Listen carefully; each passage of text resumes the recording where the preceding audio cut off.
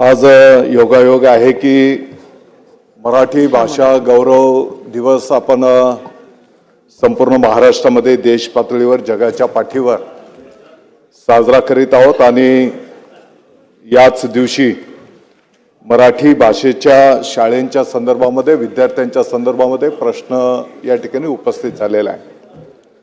अध्यक्ष महोदय, या प्रश्नाचं सारांश जर बघितला तर विद्यार्थ्यांची संख्या, शाळांची संख्या आणि शिक्षकांची संख्या या मुद्द्यांवर आधारित हा प्रश्न या ठिकाणी आहे। अध्यक्ष महोदय, मला आपल्या माध्यमातून या ठिकाणी सभागृहाला माहिती द्यायची आहे। साधारणपणे आता जी काही माहिती उपलब्ध आहे 2012-13 पासून जर आपण विचार केला तर शासकीय शाळांमध्ये 68,97,291 या ठिकाणी विद्यार्थी होते। प्रायव्हेट खाजगी शाळांमध्ये ज्या अनुदानित आहेत त्या ठिकाणी 1,88,773। शासकीय शाळेचा आकडा माझा 68,97,291 असा आहे। सेल्फ फायनान्सच्या शाळांमध्ये 41,65,779 आणि एकूण विद्यार्थ्यांची संख्या पाहता 2,18,00,000। अध्यक्ष महोदय, 23-24 जर आकडे आपण जर बघितले तर शासकीय शाळांमध्ये म्हणजे जिथे आपण आता 68,97,000 म्हणजे जवळपास 69,00,000 आपले आकडे आहेत, त्या ठिकाणी 52,31,000 ही आता विद्यार्थ्यांची संख्या आहे। आणि म्हणून टोटल विद्यार्थ्यांशी जर आपण याचं कंपॅरिझन केलं तर 2,18,00,000 विद्यार्थ्यांच्या 2012-13 मध्ये, आता 23-24 मध्ये 2,12,00,000 विद्यार्थी आहेत। अध्यक्ष महोदय, या आकड्यांच्या पाठीमागे सांगण्याचा उद्देश असा आहे की यापूर्वी आधार प्रमाणीकरणाचं त्या ठिकाणी व्यवस्था नव्हती आणि म्हणून जेव्हा तपासणी करण्यात आली तर साधारणपणे 9 लाख विद्यार्थी त्या ठिकाणी कमी आढळून आलेले आहेत। आणि म्हणून ही एक बाब आपल्या माध्यमातून निदर्शनास आणून देतो। त्याच्यासोबतच जे काही विद्यार्थ्यांचे संख्या आहे, ही विद्यार्थ्यांची संख्या अपडेट करण्याच्या ही व्यवस्था त्या ठिकाणी वेळोवेळी आहेत आणि म्हणून तेही त्या ठिकाणी केलं जात आहे।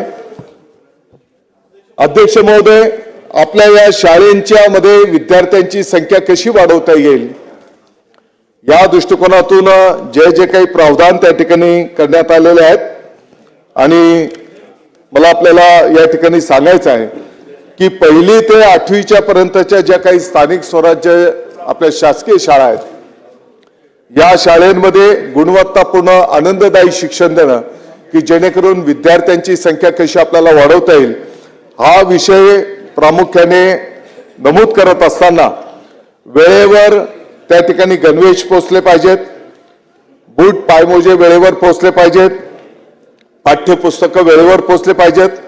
आणि आपण जर बघितलं असेल तर चालू वर्षाच्या 16 जूनला जे काही शाळा सुरू झाल्या, महाराष्ट्राच्या इतिहासामध्ये पहिल्यांदाच महामहिम राज्यपाल महोदय विद्यार्थ्यांचं स्वागत करण्यासाठी या ठिकाणी मुंबई महानगरपालिकेच्या शाळेमध्ये स्वतः उपस्थित होते। माननीय मुख्यमंत्री महोदय देवेंद्रजी फडणवीस साहेब पालघर जिल्ह्याच्या एका जिल्हा परिषदच्या शाळेमध्ये स्वतः उपस्थित होते।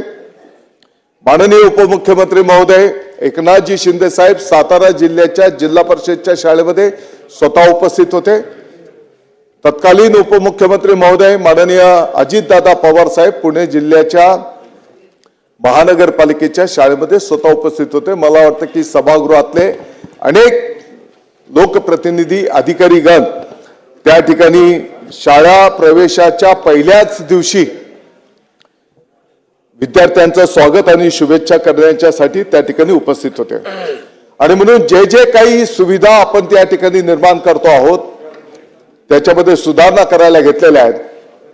अध्यक्ष महोदय, बऱ्याच ठिकाणी आपण पाहतो की विद्यार्थ्यांना काही प्रमाणात लिखाण, वाचन आणि गणितामध्ये विद्यार्थी पाठीमागे आहेत आणि म्हणून नॅशनल एज्युकेशन पॉलिसी, राष्ट्रीय शैक्षणिक धोरणाचं जे काही सूत्र आहे त्या सूत्राप्रमाणे निपुण महाराष्ट्र हा प्रकल्प विभागाने हाती घेतलेला आहे आणि लिखाण, वाचन आणि गणितामध्ये जे विद्यार्थी पाठीमागे असतील त्यांचे विशेष तास केंद्रित करून त्यांना त्या ठिकाणी मुख्य प्रवाहामध्ये आणण्याचं काम शासनाच्या वतीने केले जात आहे।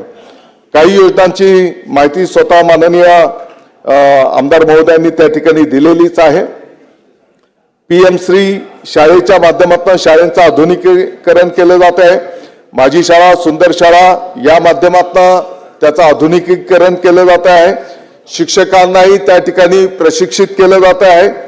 शिक्षकांची अशैक्षणिक कामं कशी कमी करता येतील याचंही नियोजन त्या ठिकाणी केलं जात आहे।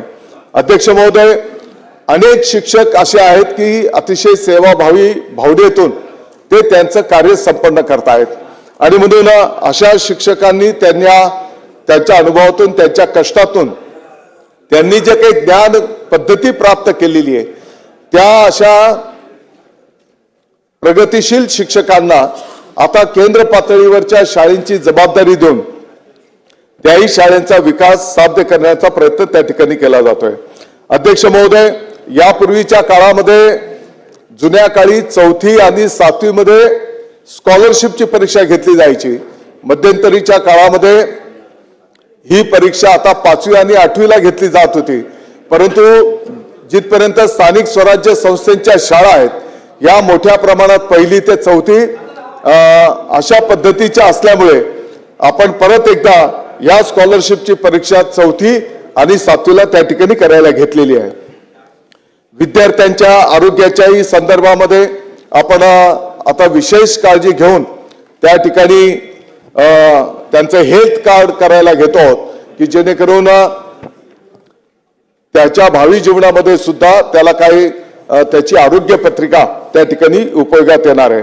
आणि म्हणून मला सांगायचं तात्पर्य असं आहे की राष्ट्र प्रथम ही कन्सेप्ट घेत विद्यार्थ्यांना गुणवत्तापूर्ण आनंददायी शिक्षण मिळालं पाहिजे, एक दर्जेदार शिक्षण त्या ठिकाणी मिळालं पाहिजे आणि म्हणून सर्व शाळेंच्या भौतिक सुविधा ज्याच्यामध्ये प्राधान्यक्रमाने शुद्ध पिण्याचं पाणी विद्यार्थ्यांना मिळायला पाहिजे, स्वच्छतागृह त्या ठिकाणी असली पाहिजेत, शाळेंच्या इमारती चांगल्या असल्या पाहिजेत, ही सुविधा त्या ठिकाणी देता आल्या पाहिजेत आणि मग वाचनालय असेल, लॅब असेल, खेळांचं मैदान असेल, याही सुविधा आपण त्या ठिकाणी द्यायला घेतलेल्या आहेत। या प्रश्नाच्या माध्यमातून सर्व सभागृहाला माझी विनंती आहे की आपल्या आपल्या कार्यक्षेत्रातल्या ज्या काही जिल्हा परिषदच्या शाळा असतील त्यातल्या त्यात जास्ती पटसंख्या असलेल्या केंद्र शाळा एक 5 शाळेंची यादी जर आपण लवकरात दिली तर या शाळेंमध्ये प्राधान्यक्रमाने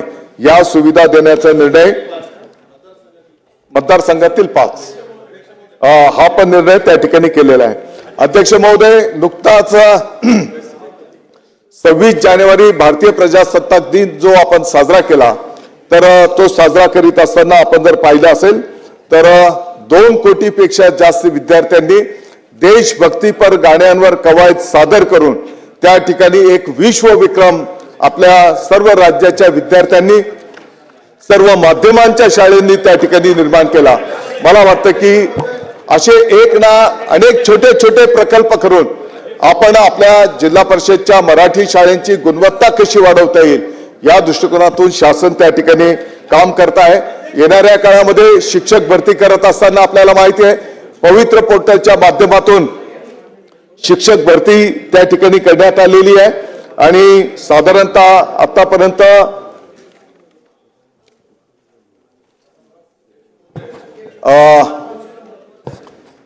15,000 पेक्षा जास्ती शिक्षक भरती त्या ठिकाणी करण्यात आलेली आहे आणि येणाऱ्या काळामध्येही शिक्षक भरती त्या ठिकाणी प्रस्तावित केलेली आहे आणि ही सर्व शिक्षक भरती अतिशय पारदर्शक पद्धतीने पवित्र पोर्टलद्वारे त्या ठिकाणी करण्यात येते आहे आणि येणाऱ्या काळामध्ये कला क्रीडा याच्याही शिक्षकांची भरती करून त्या ठिकाणी त्याही विद्यार्थ्यांना त्या पद्धतीचं शिक्षण मिळालं पाहिजे याची काळजी शासन त्या ठिकाणी घेत आहे.